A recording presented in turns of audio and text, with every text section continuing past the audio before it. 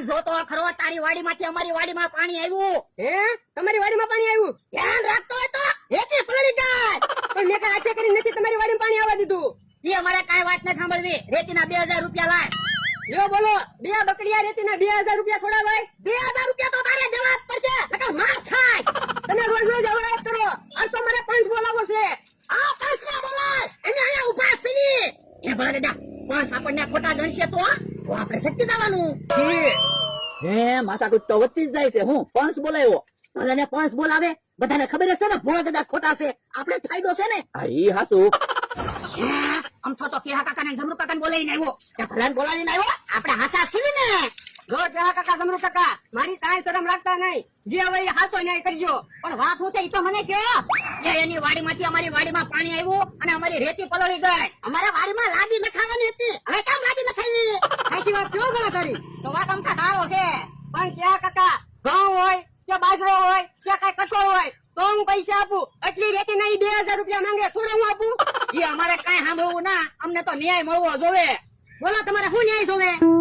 એ અમારે કા 2000 રૂપિયા જોવે અને નકર અમારે અમથાને 5 ઢોલું મારવી છે.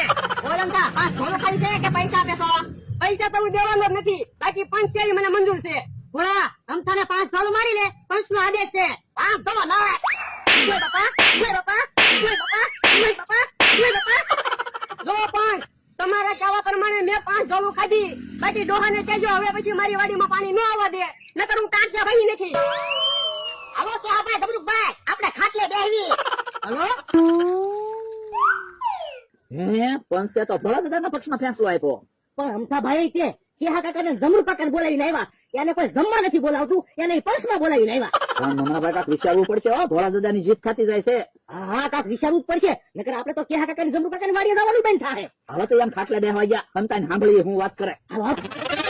કેહા ભાઈ જમરૂકભાઈ આ તમે મને હાથો સાબિત કર્યો. ભાઈ ભોળાભાઈ તું હાથો નથી, અમને ખબર જ છે તું ખોટો છો. આ તો શું છે અમારે 1000 રૂપિયાની જરૂર છે ને એટલે તારી બાજુ બોલ્યા. બકુલભાઈ મમરાભાઈ રોજ છેતરીને પૈસા લઈ જાય છે ને, 1000 રૂપિયા આપી ગયો ને એ સારું. અલ્યો 1000 રૂપિયા એની ગમે તારા પંચમાં આવો ને તારા મારા પક્ષમાં બોલજો. હા તે વાંધો નહીં. હવે બકુલભાઈ નું મમરાભાઈ નું કાંઈક વિચારવાનું છે. તો પણ નક્કી કરો, આજથી આપણે ચારે એક થઈ રહી. આજથી અમારી વાડીએ બકુલ ને મમરાને નહીં આવવા દઈએ, તમે તમારી વાડીએ ન આવવા દેતા. આ તો આપો કોણ છે? હે ઓલા તો બધા એક થઈ ગયા, કોલ ઉપર કોલ આપવા માંડ્યા. તો બકુલભાઈ કાંઈક વિચારવું પડશે, નકર આપણી આવક બંધ રાખે. હા એવડા એને નોખા તો પાડવા જ પડશે. હે બકુલભાઈ આંબા ઉપર ભજ બેઠું. હે તો મધ ઉડાડો, હમણાં બધા ભાગે કે નહીં. બકુલભાઈ આપણે ભાગવાનું ધ્યાન રાખજો. એ સારું. ગમે એવું સંકટ આવે તો આપણે નોખું નહીં પડવાનું. હા કોલ આપ્યા, હવે થોડું નોખું પડવાનું હોય.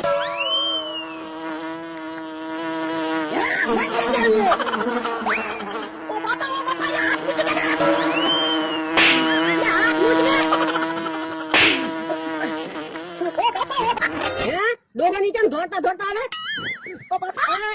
મારી વાડીમાં શું કામ આવ્યા? મારી વાડીમાં મધ ઉડ્યું ને એટલે. ડોહા હમણાં તો મને ખોટા ખોટી 5 ઢોલું મારી ગયો કા?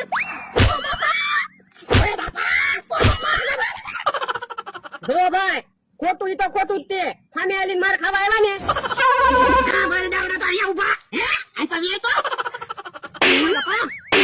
હમણાં તો કોલ દેતા હતા ને, ગમે એવા સંકટમાં નોખા નહીં પડવી. માં દુજુ કે તો ભાગી ગયા.